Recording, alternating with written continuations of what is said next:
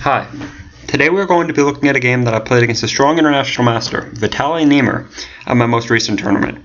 I was playing with the white pieces. Here are the first few moves. My opponent and I are going to battle for control of the center via the long diagonal. We are both going to place our bishops on this diagonal and try to control the light squares in the middle of the board. My opponent plays bishop to a6 before moving his bishop to b7. The reason for this is that after b3, bishop to b4 check, bishop to d2, and bishop to e7, my bishop is very awkwardly placed on d2 and impedes my development. For this reason, I choose to play queen to a4 instead. Now black cannot develop his knight on b8 as the bishop on a6 would hang. For this reason, he moves his bishop back to b7. My opponent now plays c5, immediately pressuring my center. His threat here is to capture on d4, after which my knight is pinned to my bishop and I cannot recapture or I will lose the bishop on g2. For this reason I choose to take on c5. Note that kingside castles is also a valid option as it defends the bishop on g2 with the king. My opponent now has two ways to recapture the pawn. Let's say he chooses to recapture with the bishop. My opponent has now developed a piece, but the thing is that he no longer has control over the d4 square. For this reason, my opponent chose to recapture with the pawn instead. He now controls the d4 square and he has brought an extra pawn into the center of the board. However, he has cost himself a tempo toward castling, as he will now have to develop the bishop on its own. The bishop will also become passive as it is blocked by the pawn on c5.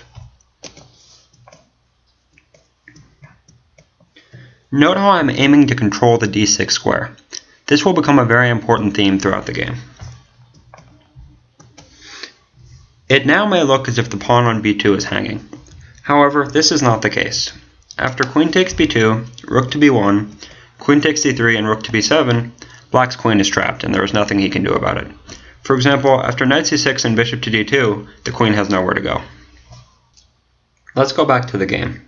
In the game, my opponent saw this and played d6.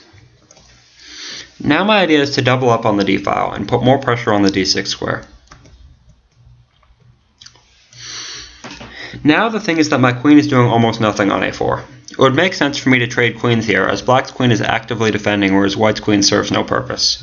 For this reason my opponent plays a6 to prevent me from playing queen to b5. I now move my queen back to c2. My opponent is now faced with a dilemma. If he tries to develop his knight, the pawn on d6 will hang. The knight will either block the queen's defense for the pawn if it moves to c6 or block the rook's defense for the pawn if it moves to d7. For this reason, black plays queen to c7. Now the knight can move to c6, and the pawn on d6 will still be defended. I now play e4 with a tactic in mind. Black's only logical move on the board is knight to c6, after which I can play e5. There is a nice idea behind this move. The point is that black's queen will be forced to defend both e5 and b7, which will not be possible.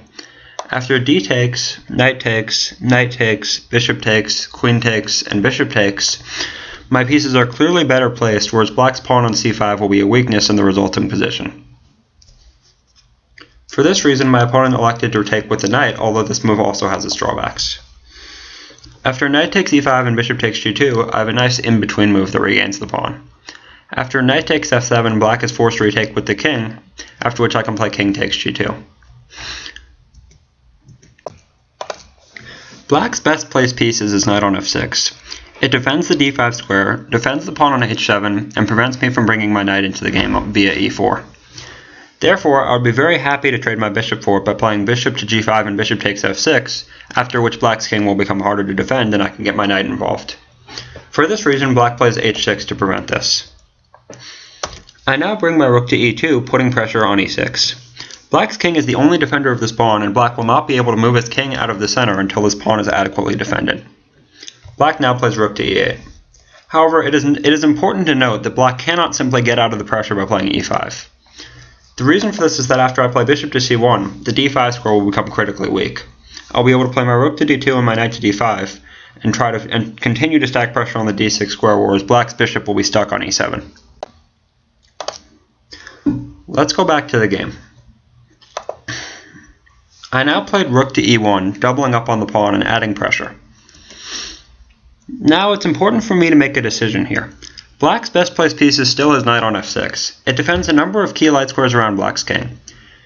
In contrast, my knight on c3 is probably my worst piece. It is really not taking any part in the battle and is simply a spectator in the fight for the e6 square. For this reason, I decided to trade it for Black's knight on f6. I now have ideas like queen to e2, tripling up on the e-pawn and eyeing the weak light squares around Black's king. My opponent now plays rook to a7, with the idea of swinging his rook over to e7 and defending the pawn on e6.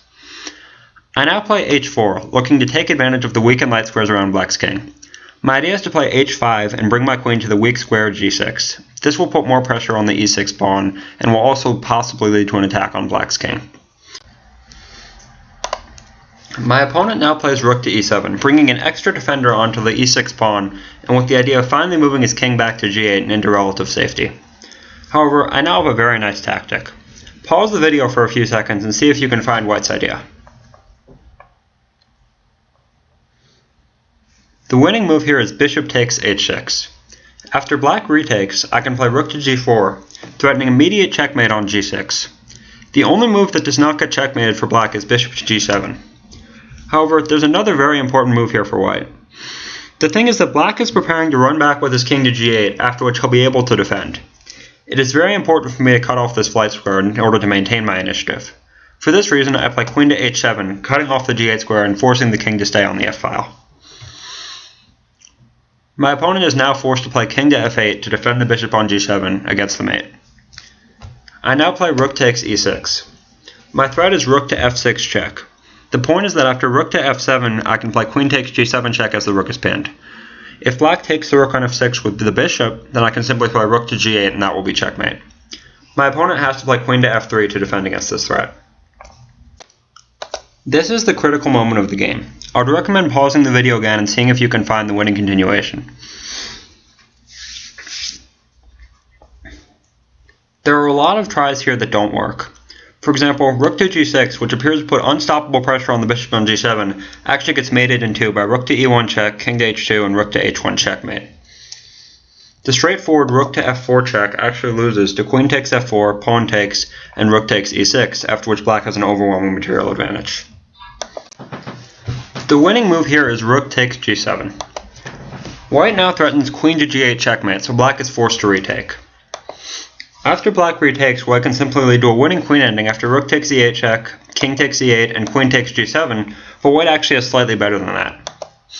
I played the important in-between move queen to h8 check. Now king to f7 and queen takes e8 will be checkmate, so Black is forced to play rook to g8. After rook takes e8 check, king takes e8, queen takes g8 check, king to d7, I can now fork Black's king and pawn by playing queen to g7 check. After king to c6, queen takes h6, the rest is simply mopping up. My opponent played queen to d1 check, after which queen to e2, queen to f6, queen takes e4, and h5 was decisive.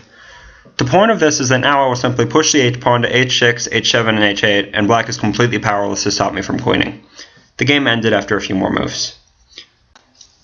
The main thing that I want you to take away from this game is how important simple and clear thinking is in chess.